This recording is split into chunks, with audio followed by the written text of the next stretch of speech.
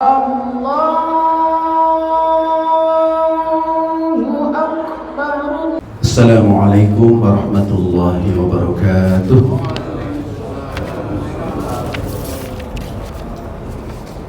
Bismillahirrahmanirrahim. Alhamdulillahi rabbil alamin. Wassalatu wassalamu ala sayyidil mursalin Sayyidina maulana Muhammad wa ala alihi wa ashabihi ajma'in. Wa la hawla wa la quwwata illa billahil aliyyil azim. Allahumma aftah lana hikmataka wansur alaina rahmataka min khazaini rahmatika ya arhamar rahimin. Allahumma aftah lana futuhal arifin waj'alna minal ulama'il amilin waj'al a'malana khalisatan liwajhikal karim. Allahumma anfa'na bima 'allamtana wa 'allimna ma yanfa'una wa zidna ilma warzuqna fahma. Alhamdulillah ala kulli hal wa na'udzu billahi min hali ahlin nar. Wa sallallahu ala sayyidina Muhammad wa ala alihi wa ashabihi ajma'in. Alhamdulillahi rabbil alamin. Hadirin yang berbahagia, dalam kajian kita dalam hal membahas akidah dan akhlak sudah kita terangkan, kita uraikan beberapa kesempatan yang lalu, kalau tidak salah ini season ketiga, bahwa prinsip agama kita berangkat dari akidah, keimanan, lalu melahirkan ketaatan kepada Allah, melaksanakan perintahnya, meninggalkan larangannya yang disebut dengan Islam. Ketentuan itu diurai dalam syariah, maka dari akhlak lalu berangkat ke syariah. Maaf, dari akidah berangkat ke syariah. Nanti dari syariah menghasilkan akhlak yang mulia. Bapak Ibu yang saya muliakan, ada fotokopi yang kami sampaikan pada pagi ini dengan judul Dari Akidah ke Syariah dan Akhlak. Kita ambil contoh atau ambil beberapa ketentuan yang kita peroleh. Tentu saja agama kita ini adalah wahyu, wahyu ilahiyun, wahyu dari Allah kepada kita. Maka wahyu itu terbukukan dalam Al-Quranul Karim, sehingga Al-Quran menjadi petunjuk sekaligus sumber ilmu bagi kita sebagai penganut agama Islam. Oleh karena itu, untuk mengetahui lebih jauh tentang bagaimana akidah sebagai dasar, lalu hasilnya adalah akhlak mulia, saya mengutip beberapa ayat Quran, juga beberapa hadis Rasulullah SAW, yaitu hubungannya dari akidah ke perilaku, ke syariah dan akhlak kita. Kita sudah mencoba kemarin menguraikan, tapi belum seluruhnya, sifat-sifat Allah yang 20. Nanti harus diteruskan kepada sifat-sifat Rasul yang 9. Jadi sifat Allah sebetulnya 21. Maaf, 41. 20 yang wajib, 20 yang mustahil, 1 yang jaiz. Jadi 41. Sifat Rasul 9. 4 yang wajib, 4 yang mustahil, 1 yang jaiz. Seluruhnya dalam teori ini sering sebut sebagai akidah 50. Itu belum kita bahas lebih lanjut, baru sebahagian saja. Dari sifat Allah pun yang kita sudah sering hafal, sifat yang 20, kita baru membahasnya beberapa saja. Tapi mudah-mudahan walaupun belum tuntas semuanya, sudah ada gambaran utuh tentang kesempurnaan Allah Subhanahu wa taala. Nanti kita akan teruskan kembali rinciannya, tafsilinya.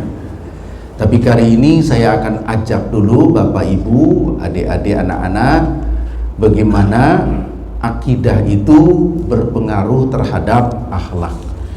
Jadi supaya tidak jenuh karena mengamuraikan satu persatu sifat Allah, itu perlu ketekunan juga. Kalau pagi gini tuh enaknya ngantuk. Jadi kalau terlalu fokus kepada teori satu persatu, kadang-kadang ya jenuh kita. Maka saya akan masukkan dulu sebelum diteruskan lagi uraian sifat-sifat Allah yang 20 sifat Rasul, lalu malaikat dan lain-lain. Saya akan bawakan dulu beberapa ayat dan hadis di mana terjadi hubungan yang sangat erat antara akidah, syariah, dan akhlak. Pada season pertama kami sudah menyampaikan tentang 3 pokok agama tadi: akidah, syariah, dan akhlak. Bapak Ibu yang terhormat, saya ingin ajak pertama di mana ada hubungan erat antara akidah, syariah, dan akhlak, kita jumpai dalam surah Al-Fatihah. Nah, saya membuat ringkasan bagaimana 7 ayat ini kalau kita bedah, kalau kita uraikan anatominya, maka ada akidah, ada syariah, dan ada akhlak. Saya yakin semua sudah hafal Al-Fatihah ya, dan sudah berkali-kali mempelajarinya. Tapi kali ini mudah-mudahan saya fokuskan disesuaikan dengan materi kita, hubungan akidah, syariah, dan akhlak. Bismillahirrahmanirrahim. Alhamdulillahirabbil alamin, arrahmanirrahim, maliki yaumiddin. Ayat atau 4 ayat pertama dalam surah Al-Fatihah itu menggambarkan atau memuatannya adalah akidah. Bismillahirrahmanirrahim, dengan menyebut nama Allah yang Maha Pengasih dan Maha Penyayang. Begitu sering diterjemahkan. Walaupun kalau tuan-tuan mengaji tafsir mungkin panjang lebar uraiannya itu. Kalau mau diuraikan menjadi sangat panjang sekali. Tetapi intinya di situ adalah makrifat kepada Allah, Pak. Bismillahirrahmanirrahim ayat pertama. Tidak mungkin tuan-tuan menyebutkan Bismillahirrahmanirrahim dengan niat, dengan sengaja, kalau tuan belum kenal Allah. Menyebut Allah karena sudah tahu bahwa ada Allah, bahwa Allah itu Tuhan kita. Allah itu sempurna dengan sifat kesempurnaannya. Lalu tuan-tuan, nyonya-nyonya menyebut nama Allah. Tidak mungkin Tuhan menyebut Bismillahirrahmanirrahim kalau belum kenal sama sekali tentang Allah. Itu makrifat itu. Oleh karena itu mohon maaf, dalam mazhab Imam Syafi'i, Bismillah itu tidak bisa dipisahkan dari 6 ayat selanjutnya. Bahwa ada mazhab lain yang Bismillahnya dianggap sunnah saja, sehingga ada yang membacanya pun cukup pelan saja. Tapi Imam Syafi'i kekeh, itu 1 ayat pertama itu tidak bisa dipisahkan dengan surah Al-Fatihah. Karena yang pertama itulah sesungguhnya awal dari makrifat kita kepada Allah, sehingga kita menyebut namanya. Tidak mungkin menyebut namanya kalau belum meyakini Allah itu sendiri. Dan itu ada pada kalimat Bismillah, Bismillahirrahmanirrahim. Mohon maaf, saya nyerempet fikih sedikit ya, walaupun ini ada masalah tauhid, masalah akidah. Nyerempet fikih sedikit, saya tulis di bawah tulisan Arab ini. Ini dikutip dari kitab Majmu' Syarah Muhadzab yang mengungkapkan secara utuh mazhab Imam Asy-Syafi'i tentang basmalah. Saya bacakan dulu ya. Qala Asy-Syafi'i, berkala Imam Asy-Syafi'i, yang urutannya hadis ini sampai ke Sayyidina Anas bin Malik radhiyallahu anhu. Qala, Sayyidina Anas radhiyallahu berkata, "Shalla Muawiyah bil Madinah." Kata Sayyidina Anas yang dikutip oleh Imam Asy-Syafi'i bahwa Khalifah Muawiyah bin Abi Sufyan, khalifah kelima, ada yang mengatakan khalifah keenam. Khalifah pertama Sayyidina Abu Bakar As-Siddiq, khalifah kedua Sayyidina Umar bin Khattab, khalifah ketiga Sayyidina Utsman bin Affan, khalifah keempat Sayyidina Ali bin Abi Thalib, khalifah kelima Sayyidina Hasan. Tapi beliau sebentar, lalu dengan legowo menyerahkannya kepada Sayyidina Muawiyah. Konon cuma 6 bulan saja itu. Sayyidina Hasan bin Ali radhiyallahu anhuma lalu diserahkan kepada Sayyidina Muawiyah yang berkedudukan di Syria, di negeri Syam, sebagai pusat pemerintahannya. Jadi boleh kita sebut khalifah ke-6. Datanglah Sayyidina Muawiyah dari Damaskus ke Madinah. Lalu karena dia khalifah, dia berhak menjadi imam. Kalau tuan-tuan mempelajari dalam ilmu fikih, siapa yang paling berhak menjadi imam dalam sholat, ternyata urutannya adalah khalifah, pemerintah. Jadi kalau di Indonesia ini presiden itu paling duluan punya hak menjadi imam di Indonesia itu. Maka tuan-tuan jangan pilih presiden yang tidak bisa baca Fatihah, yang tidak bisa baca Quran, karena yang paling berhak menjadi imam itu adalah pemerintah, umaro atau ulil amri, paling berhak. Tetapi jika yang paling berhak itu melimpahkan kepada badalnya, boleh saja. Sehingga Sayyidina Muawiyah datang dari Damaskus ke Madinah, maka dipersilahkan beliau sebagai imam solat. Solatan yajharu fiha bil qiraah. Ketika itu solat yang dipimpin oleh Muawiyah solat jahar. Tidak disebutkan apakah maghrib atau isya atau subuh, tapi solat jahar, bukan solat sir, zuhur ataupun asar, ya. Ini agak panjang ceritanya, tetapi kemudian saya kasih titik-titik. Falam yaqra bismillahirrahmanirrahim li ummil Quran. Ternyata dia tidak baca bismillah untuk al-Fatihahnya. Walam yaqra li surah ba'daha. Demikian juga tidak baca bismillah untuk surah setelah Fatihah.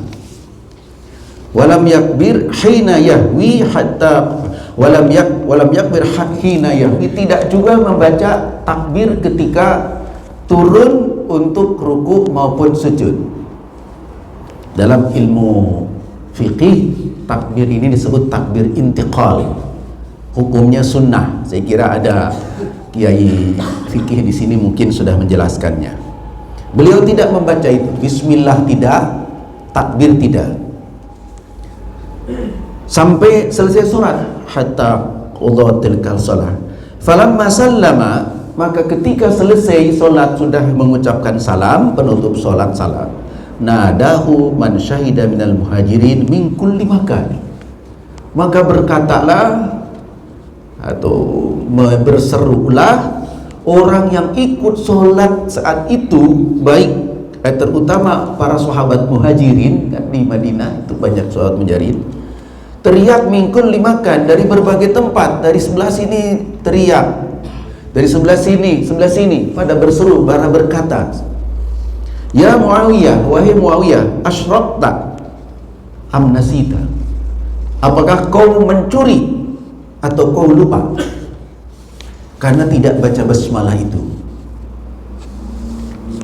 Itulah teriakan protes para sahabat muhajirin karena sang khalifah mengimami sholat tanpa membaca basmalah, dengan sebutan Anda mencuri ya, atau Anda lupa.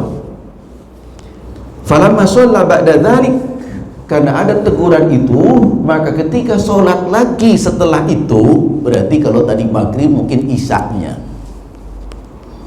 Qara'a bismillahirrahmanirrahim.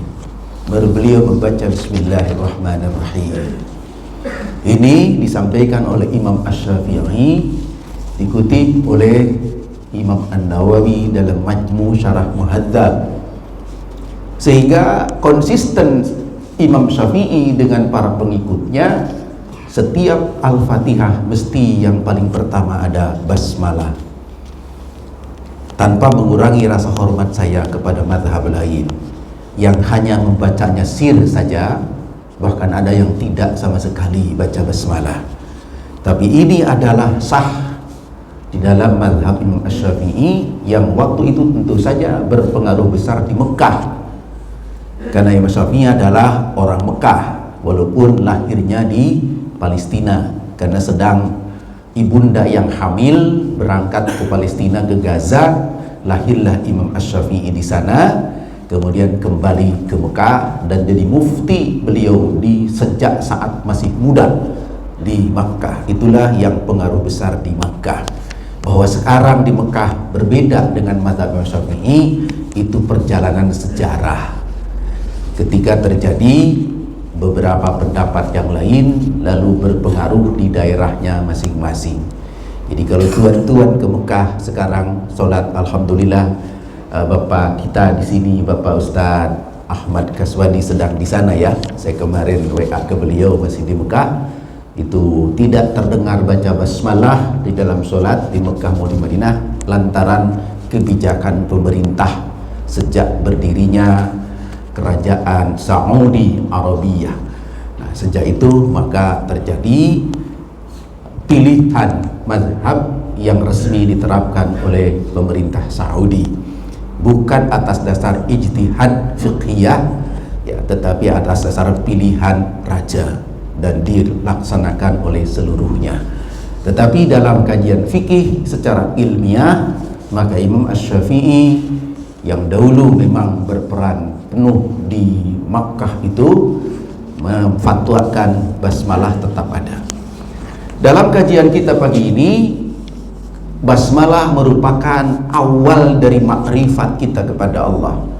Maka sebelum apa-apa basmalah dulu. Dalam hadis Rasulullah, kullu amrin dzibalin la yubda'u fihi bi bismillah fahuwa aqta au ajdam au abtar. Sesuatu yang baik tidak dimulai dengan basmalah, maka aqta au ajdam au abtar, sedikit barokahnya. Kira-kira begitu pengertiannya kalau tidak dimulai dengan basmalah. Nah, kita renungkan ada apa dalam basmalah? Ada makrifat kepada Allah. Bismillahirrahmanirrahim. Sudah tahu Bapak terjemahnya dengan menyebut nama Allah. Allah itu ismu zat. Zat Allah, namanya Allah. Lalu ditambahkan dengan sifat Ar-Rahman Ar-Rahim. Ar-Rahman Ar-Rahim nama sifat. Ya, ada yang mengatakan Ar-Rahman itu yang maha, yang yang memberikan nikmat yang sangat besar. Ar-Rahim nikmat yang detail. Ada nikmat global, ada nikmat detail. Ada lagi mengartikan nikmat di dunia, yang kedua nikmat di akhirat. Nikmat di dunia diberikan Allah kepada semua makhluk, kepada semua manusia, baik beriman ataupun tidak. Itu nikmat duniawi. Tapi nikmat akhirat hanya diberikan kepada orang yang diridhoi oleh Allah Subhanahu wa taala. Ar-Rahim. Beragam terjemah atau uraian makna Ar-Rahman Ar-Rahim, tapi asal katanya sama. Dari rahmah, rahimah, kemudian dibentuk dengan wazan fu'lan di Rahman, dan dibentuk dengan wazan fa'il menjadi rahim. Tapi dua-duanya sama, lil mubalaghah, menunjukkan maha pengasih, maha penyayang. Nah, makrifat pada bismillah menghasilkan dorongan dari dalam kita sendiri untuk memuji yang maha mulia itu, memuji yang maha kasih sayang itu, yang sejak bismillah kita mengenal Allah, makrifat. Dorongan bagi orang yang makrifat kepada Allah terucap kata-kata alhamdulillah.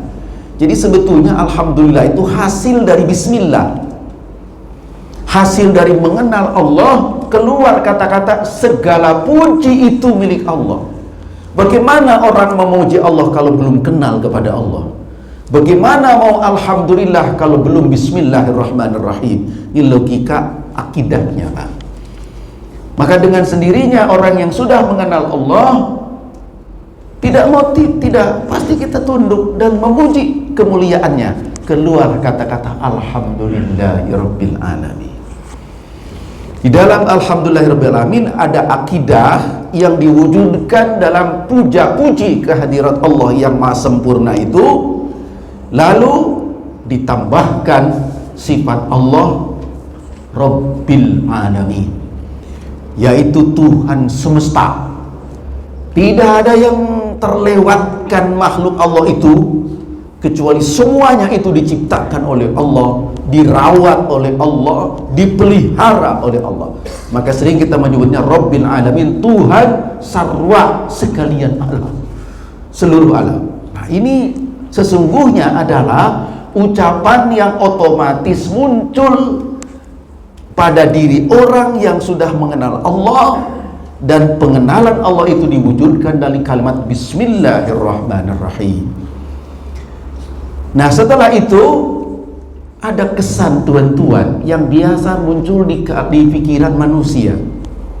Kalau Allah itu Rabbil alamin, penguasa seluruh alam, biasanya kalau penguasa itu suka sewenang-wenang. Penguasa itu sewenang-wenang. Dan memang Allah hak sewenang-wenang. Hanya Allah yang punya hak sewenang-wenang itu. Kalau tuan-tuan menjadi pemimpin RT, sudah mulai rasa alhamdulillah punya kekuasaan se-RT. Tapi kalau tuan naik jadi RW, menguasai se-RW, maka rasa berkuasa itu lebih tinggi lagi. Kalau tuan jadi lurah, kekuasaan lebih tinggi lagi. Terus kalau tuan presiden, merasa lebih berkuasa serepublik ini. Kalau tuan jadi pemimpin sedunia, lebih tinggi lagi. Allah menguasai seluruhnya. Ada kesan dalam pikiran manusia pada umumnya, makin tinggi kekuasaan, makin sewenang-wenang. Kesannya begitu. Manusiawi kalau ada pikiran seperti itu. Tapi surat Al-Fatihah mengakui kekuasaan seluruh alam, tapi dibalik kekuasaan yang boleh sewenang-wenang bagi Allah itu, ada sifat kembali yang sangat mulia, sangat agung, sangat kita menikmatinya. Ar-Rahman dan Ar-Rahim diulang kembali, mengembalikan kita rasa cinta kepada Allah Subhanahu wa ta'ala, penguasa seluruh alam sekaligus pengasih dan penyayangnya. Maka tuan-tuan jangan berpikir, kan saya sudah baca Ar-Rahman Ar-Rahim waktu bismillah, ngapain baca lagi? Untuk meringkaskan, dilewat saja Ar-Rahman Ar-Rahimnya, langsung Malik Yaumiddin. Ya kagak begitulah. Itu sudah baku, karena di situ di dalam pemahaman urutan ayat demi ayat, kalimat Ar-Rahman Ar-Rahim pada ayat yang ketiga menyempurnakan sifat Allah yang diungkapkan dalam kalimat Rabbil alamin. Lalu kekuasaan Allah dalam makrifat kita kepadanya, kekuasaan Rabbil alamin, Tuhan semesta alam itu. Dan alam itu mana? Alam itu adalah seluruh alam. Rabbil alamin itu adalah isim jama' dari alam. Semua alam, tidak terlewatkan itu. Tuhannya adalah Allah. Tuhan ada di Indonesia, Tuhannya Allah. Tuhan ada di Amerika, Tuhannya Allah. Ini juga mohon maaf nih, saya khawatir orang yang kurang akidah di Indonesia Muslim, Tuhannya Allah, nabinya Nabi Muhammad. Ketika dia berkunjung ke luar negeri, tidak ada orang Muslim. Ketemulah orang Nasrani, kata mereka Tuhannya Yesus. Tidak ada yang menyebut nama Allah di situ, karena semuanya misalnya orang Nasrani. Berpikirlah dia, oh di sini Tuhan itu bukan Allah ya, Tuhan itu Yesus di sini. Tentu bagi orang beriman dimanapun Tuhan itu tetap Allah. Di tengah tidak ada satupun orang yang menyembah Allah, bahkan menyembahnya kepada selain Allah. Di tempat itu pun Tuhan yang sebenarnya Allah. Bapak terbang dari sini ke Venus, ternyata di Venus ada manusia juga misalnya, ada makhluk juga. Siapa Tuhannya? Allah. Semua alam itu Tuhannya Allah. Dan bahkan umat Islam meyakini bukan sekedar Indonesia, Amerika, Eropa, Australia, Afrika, nyebrang ke planet lain, Mars, Jupiter, Saturnus, nyebrang lagi ke bintang Alpha Centauri, Tuhan tetap Allah. Nyebrang sampai habis dunia ini, tinggal kiamat, kiamat pun Tuhannya Allah. Di hari akhirat pun Tuhannya Allah. Maka ada Maliki Yaumiddin. Yaumiddin belum terjadi. Itu terjadi kelak setelah alam ini hancur. Allah ciptakan alam baru, dihidupkan seluruh lagi umat manusia. Itu disebut dengan hari akhirat atau alam akhirat. Alam di mana Allah memberikan pembalasan. Yaumiddin, Tuhannya siapa? Allah juga. Jadi sampai di sini makrifat kepada Allah itu dirasakan di dalam ayat 1, 2, 3, 4. Akidah, Pak. Maka saya menyebut di bawah itu adalah akidah. Nah, hasil dari akidah apa? Hasil dari keyakinan seperti itu, maka keluarlah pengakuan diri. Oh, saya ini cuman makhluk, hamba Allah, ciptaan Allah, dihadirkan ke atas bumi ini, diberi nikmat demi nikmat, dari mulai dalam kandungan ibu, lahir, anak-anak, remaja, dewasa, nikmat tidak pernah berhenti. Pemberinya adalah sang pencipta itu Allah subhanahu wa ta'ala, sang pemelihara itu Allah. Maka muncullah ikrar, saya ini hamba ya Allah, hanya kepada Engkau kami beribadah. Nah, ini ibadah. Maka ibadah itu syariah. Ibadah itu mengatur tata cara mengabdi kita kepada Allah. Iyyaka na'budu. Sesungguhnya tidak ada yang memaksa. Sebetulnya dorongan dari orang yang sudah makrifat akidahnya, maka akan muncul pengakuan, memang kami beribadah hanya kepada Engkau ya Allah, tidak kepada yang lain. Iyyaka na'budu wa iyyaka nasta'in. Lalu ada pengakuan betapa lemahnya diri saya, betapa butuhnya saya, bukan saya lagi, kami di situ. Betapa butuhnya kami kepada Engkau ya Allah. Wa iyyaka nasta'in. Jadi pada ayat yang kelima, di situ ada syariah. Segala gerak-gerik amal dan ibadah kita, yang amal ibadah itu sesuai dengan aturan Allah, kita lakukan dalam rangka beribadah kepada Allah dan dalam rangka memohonkan kepadanya segala kebutuhan kita, baik kebutuhan dunia, kebutuhan di akhirat, lahir maupun batin, terucap dalam kata-kata iyyaka na'budu wa iyyaka nasta'in.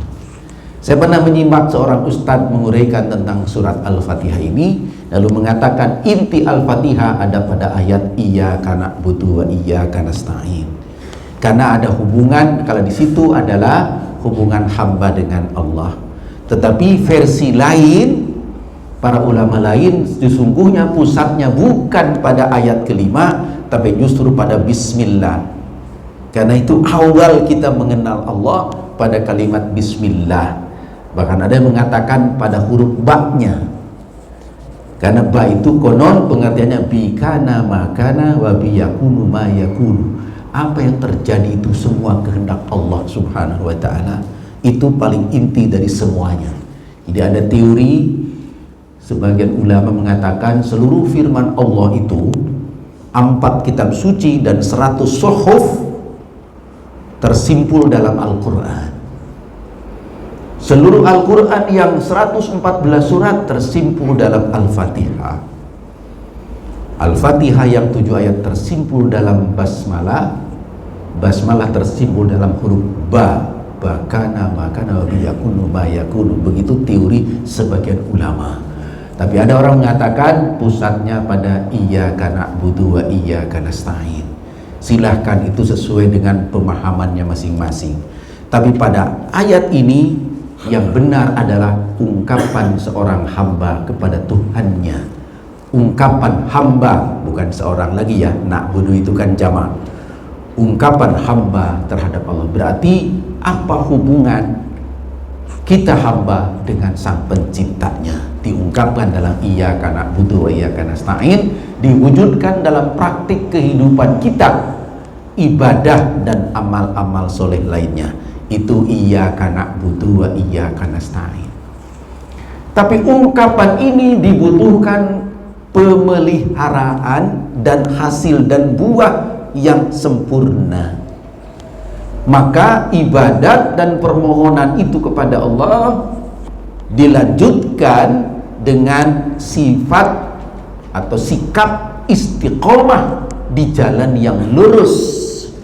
Maka diungkapkanlah permohonan selanjutnya dalam ayat ke-6, ihdinas siratal mustaqim. Kalau diurut kembali, ini hasil dari akidah.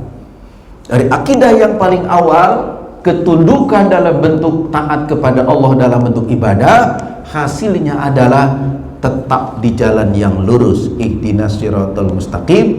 Setiap perbuatannya terkontrol betul ya, dalam hubungan keyakinan kepada Allah, yang di dalam istilah yang pernah saya sampaikan tempo hari, itulah inti dari ihsan, an ta'budallah ka'annaka tarahu fa in lam takun tarahu fa innahu yaraka. Itu akhlak mulia. Maka tersimbol dalam kalimat tunjuki ya Allah, dan tetapkan kami ya Allah di jalan yang lurus. Di dunia kita di jalan yang lurus, hidup ini secara konsisten, di akhirat lurus juga menuju surga, tidak berbelok kemana-mana. Lalu diungkapkan lebih detail, jalan lurus yang kita jadikan pedoman adalah jalan lurus para nabi, para rasul, para siddiqin, syuhada, wassalihin, siratal ladzina an'amta alaihim. Itu jalan lurus, ghairil maghdubi alaihim waladdallin, bukan jalan sesat. Saudara terhormat, disimpulkan dari 7 ayat surat Al-Fatihah ini adalah diawali dengan pemantapan akidah, dilanjutkan dengan ketundukan kita kepada Allah dalam bentuk ibadat dan amal soleh, buahnya istiqomah dalam kebaikan. Ihdinas siratal mustaqim. Itulah akhlak mulia. Jadi tuan-tuan bisa memperoleh ilmu penghayatan dari surah Al-Fatihah. Sempurnanya kita sebagai umat Islam diawali dari akidah dan akhirnya menghasilkan akhlak mulia dalam kehidupan kita, hubungannya dengan Allah dan hubungannya dengan makhluk-makhluk Allah Subhanahu wa taala.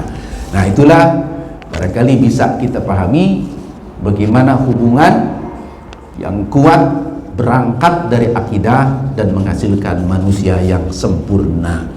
Berharap seperti itu, insan kamil, manusia sempurna. Walaupun yang maha sempurna cuman Allah, tapi manusia bisa berangkat meningkatkan kualitas, makin lama makin baik, dihembuskan oleh makna penghayatan surah Al-Fatihah. Itu yang pertama. Yang kedua, saya mengutip ayat lain yang juga erat hubungan antara akidah, syariah dan akhlak. Tapi ini rupanya uraiannya agak panjang nih. Kalau tidak sekarang mungkin bulan depan. Ayatnya adalah a'udzubillahi minasyaitonirrajim. Bismillahirrahmanirrahim. Ya ayyuhalladzina amanu atiiullaha wa atiiur rasula wa ulil amri minkum. Saya kira tuan-tuan hafal ayat ini. Paling sering mungkin diucapkan oleh para juru dakwah. Wahai orang yang beriman, taatilah olehmu, taatilah oleh kalian Allah, wa atiiur rasula, dan taati oleh kalian Rasulullah. wa ulil amri minkum, dan taati oleh kalian ulil amri. Nah, ini uraiannya agak panjang, mungkin tidak kesempatan sekarang, nanti bisa pada saat yang akan datang. Jadi ada 3 yang disebut di sini wajib kita mentaati. 1 Allah, 2 Rasul, 3 ulil amri. Oleh para ahli fikih, fiqhus siyasah, disimpulkan bahwa membentuk ulil amri itu hukumnya wajib. Jadi umat Islam wajib punya ulil amri. Maaf, saya nyerempet ke fikih dulu nih. Wajib punya ulil amri. Kemudian kenapa? Karena Quran menyebutnya yang wajib kita taati. Mana mungkin kita wajib taat kepada yang tidak ada? Berarti harus ada. Iya, harus ada ulil amri itu.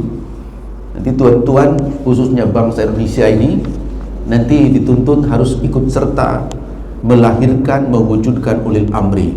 Sekarang pun sudah ada ulil amri dan terus menerus harus ada.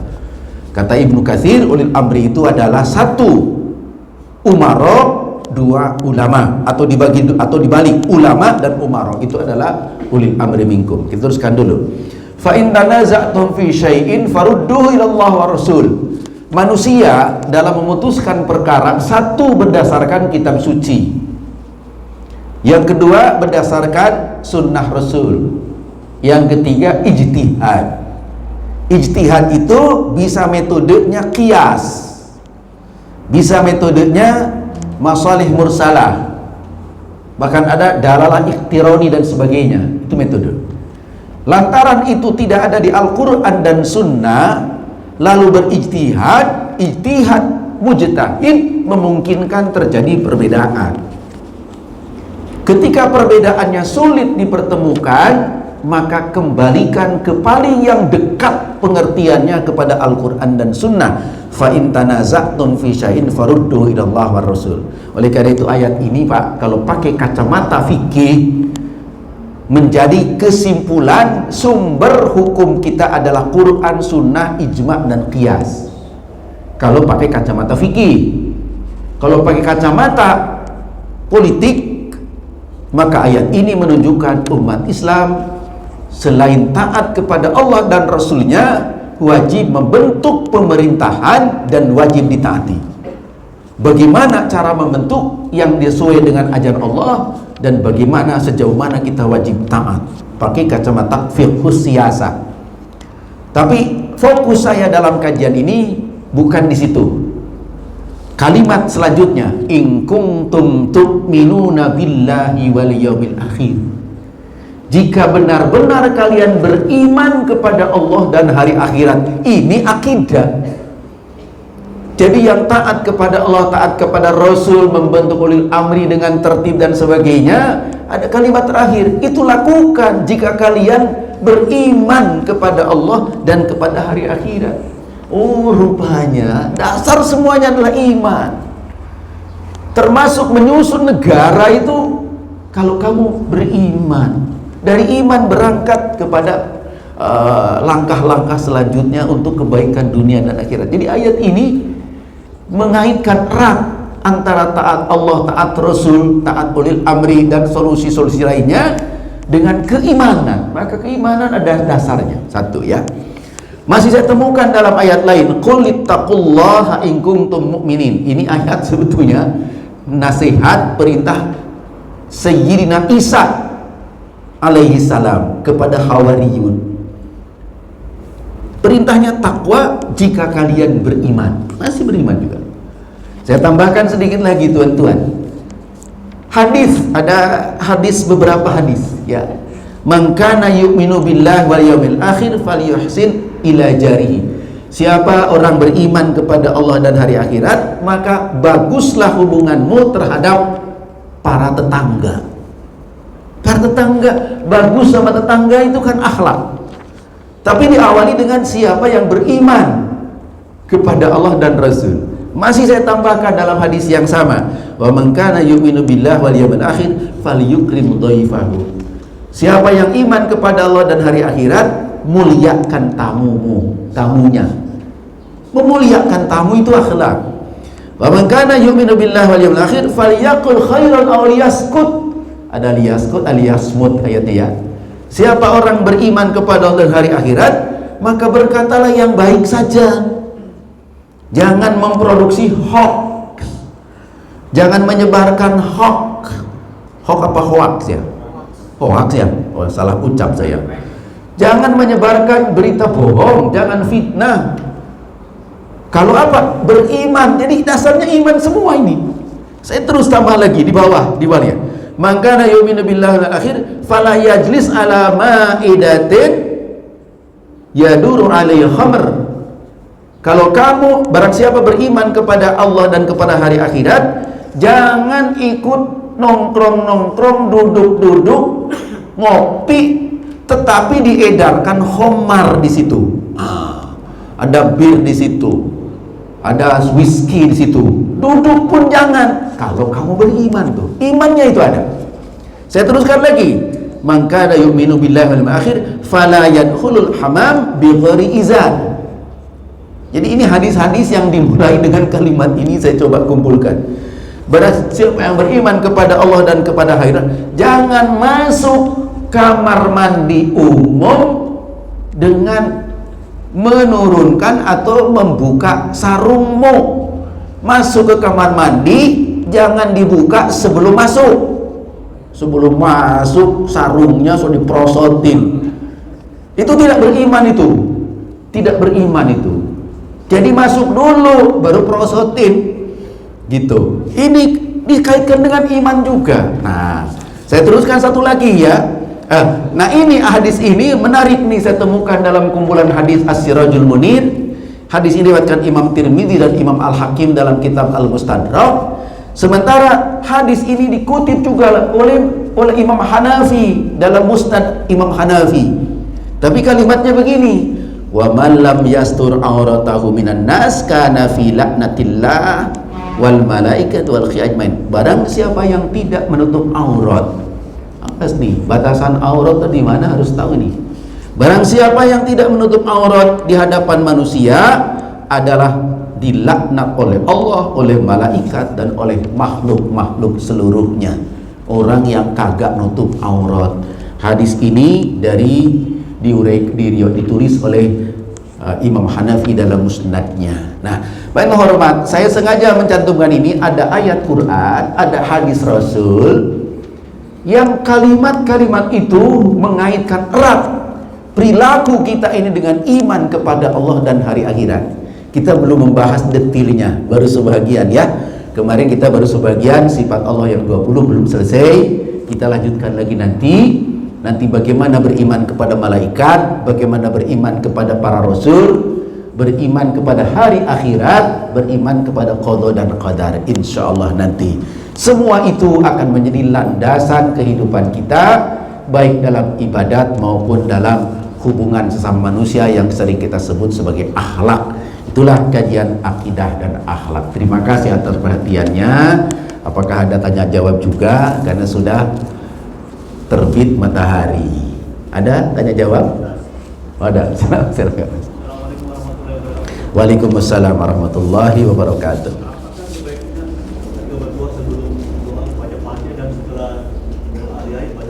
Ada beberapa imam sholat yang ketika air doa itu baca Fatihah. Ada juga pada umumnya yang tidak baca Fatihah.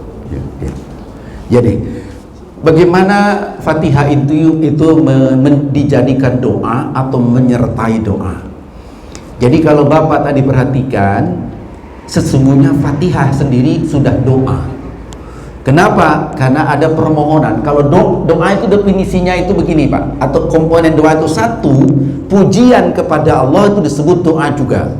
Kedua, permohonan. Itu doa itu begitu. Ada pujian, ada doa, ada permohonan. Nah di Al-Fatihah sudah ada itu. Pujian ada, permohonan ada. Maka Al-Fatihah sendiri adalah doa. Lalu bagaimana kalau kalau ada doa yang lain juga disertai Al-Fatihah atau tidak disertai Al-Fatihah? Maka jawabannya, karena doa itu pada dasarnya permohonan kepada Allah, tentu boleh memilih kita. Rasulullah pernah bersabda, "Falyatakhayyar minad doa ma syaa." Kamu boleh pilih doa apa saja. Nah, lalu pertanyaan Bapak, ada orang yang berdoa diawali dengan Al-Fatihah, ada orang yang berdoa diakhiri dengan Al-Fatihah, ada orang berdoa diawali Al-Fatihah dan diakhiri Al-Fatihah, ada orang doa tidak pakai Al-Fatihah sama sekali. Semuanya boleh, dua-duanya boleh, karena permohonan doa itu adalah pada dasarnya bebas sesuai dengan keinginan kita. Tetapi banyak orang yang selalu menyertakan Al-Fatihah karena banyak keterangan betapa agungnya surat ini, Al-Fatihah ini, ya. Nanti dijumpai banyak hadis yang menunjukkan keutamaan Al-Fatihah. Lantaran itulah maka orang banyak yang selalu menyertakan Al-Fatihah dalam berbagai doanya. Boleh di depan, boleh di belakang, ya. Boleh penutupnya, boleh awalnya surat Al-Fatihah. Saya kira itu. Nah, kemudian jika ada orang mengatakan justru adalah bid'ah, ada yang mengatakan begitu, ya. Doa pakai Al-Fatihah itu bid'ah, kalau menurut saya itu terlalu. Nah, kalau menurut saya, kenapa? Orang Al-Fatihah sendiri doa kok. Bagaimana orang mengatakan tidak boleh doa pakai Al-Fatihah? Orang Al-Fatihah itu doa. Kemudian kata Quran disebut hiya as'amul mathani. Dia 7 ayat yang diulang-ulang. Kapan diulang-ulangnya? Di sholat diulang-ulang, di doa diulang-ulang. Bahkan ada orang yang mengatakan kalau kita punya cita-cita ingin segera dikabulkan, baca Al-Fatihah 40 kali. Ada yang mengatakan begitu dalam salah satu kita. Berarti saya berpendapat Al-Fatihah itu adalah firman Allah Subhanahu wa taala yang diturunkan pertama secara lengkap kepada Kanjeng Nabi, langsung dijadikan bacaan wajib di dalam sholat, yaitu Al-Fatihah. Lalu tentu saja sangat besar manfaatnya bagi orang yang membacanya. Begitu, ya. Terima kasih. Oh, masih ada, silakan. Waalaikumsalam warahmatullahi wabarakatuh.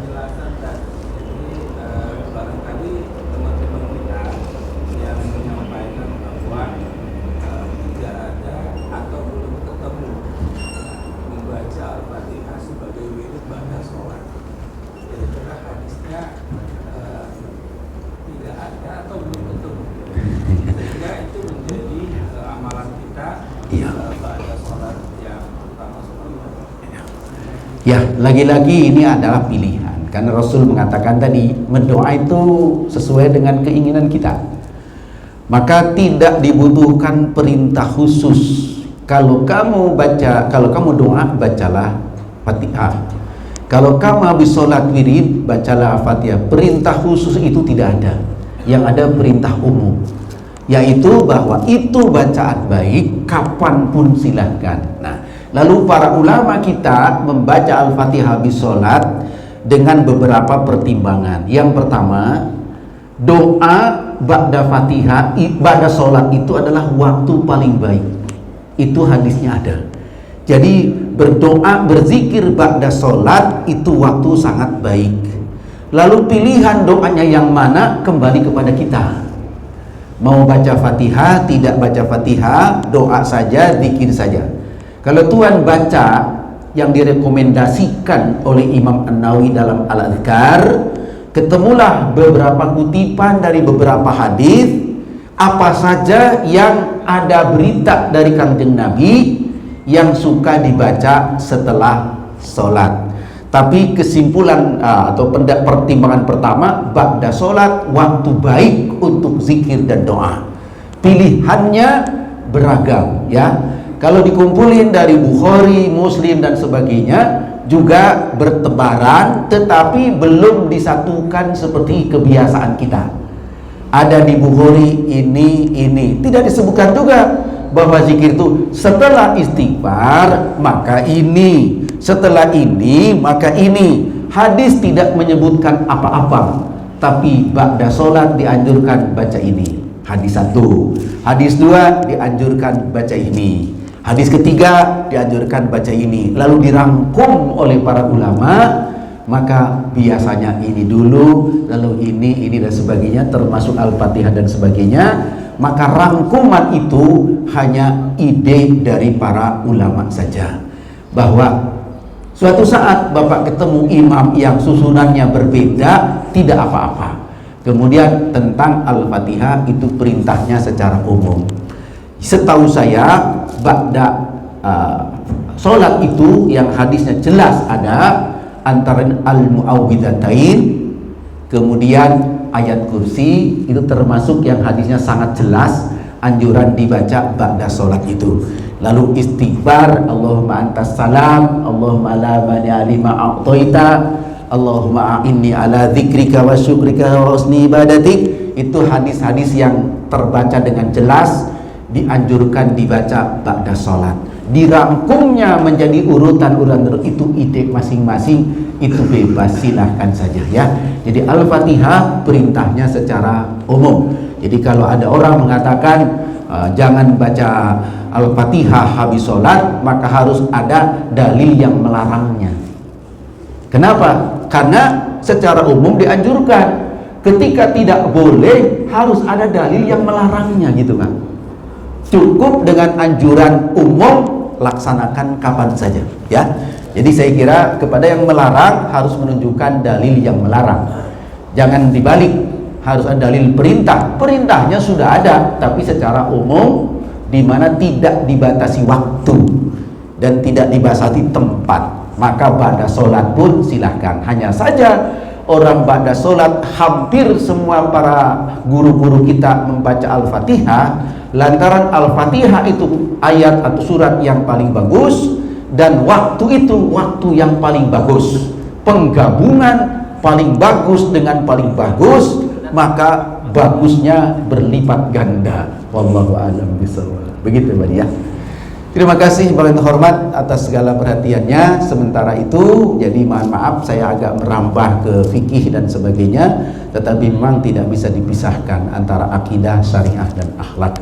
Mohon maaf atas segala sesuatunya. Jika ada salah tentu dari pribadi saya sebagai manusia. Jika ada baik pasti itu adalah petunjuk dari Allah. Mudah-mudahan Allah memaafkan, mengampuni kesalahan kita dan menerima kebaikan kita serta meridhoinya. Hadanallahu wa yakum ajma'in. Subhanakallahumma rabbana wa bihamdik, asyhadu an la ilaha illa anta, astaghfiruka wa atubu ilaik. Allahumma a'inna ala dzikrika wa syukrika wa husni ibadatik. Rabbana taqabbal minna innaka antas samiul alim wa tub alaina innaka antat tawwabur rahim. Rabbana atina fid dunya hasanah wa fil akhirati hasanah wa qina adzabannar. Wa sallallahu ala sayidina Muhammad wa ala alihi wa ashabihi ajma'in walhamdulillahi rabbil alamin. Wassalamualaikum warahmatullahi wabarakatuh.